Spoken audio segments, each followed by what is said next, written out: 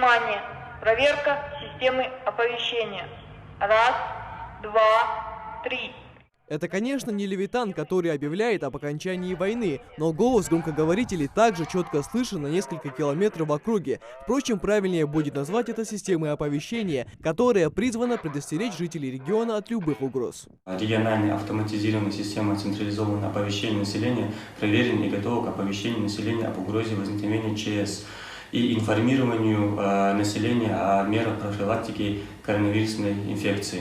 Сотрудники аварийно-спасательных служб региона тесно сотрудничают с администрацией районов и городов республики. При помощи звуковых систем оповещения, установленных на спецтехнике, они информируют население о мерах предосторожности по недопущению распространения коронавирусной инфекции в республике. В целях нераспространения новой коронавирусной инфекции для сохранения вашего здоровья убедительная просьба соблюдать режим самоизоляции. Крайне важно, чтобы работники службы 112 были всегда на передовой по защите населения. Поэтому в помещениях Центра обработки вызовов ежедневно проводят профилактические мероприятия с целью не допустить распространения инфекции. Начальник управления проверил уровень готовности службы, которая функционирует с первых дней карантина. Центром обработки вызова за период данной эпидемии зафиксировано было 44 заявки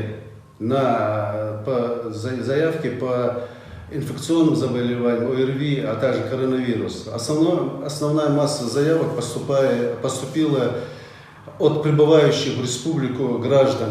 МАГАЗ как на ладони. В целях охраны населения в период карантина на территории города ведется круглосуточный надзор десятка камер видеонаблюдения. Это также позволяет исключить риск распространения инфекции. На территории города МАГАЗ с помощью сегмента АПК «Безопасный город» ведется круглосуточная система видеонаблюдения на территории города МАГАЗ.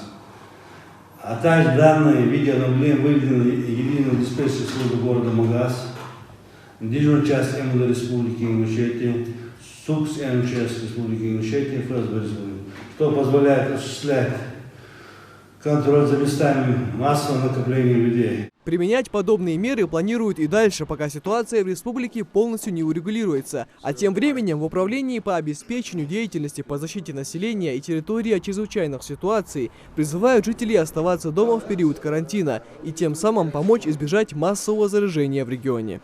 Михаил Тангиев, Новости 24.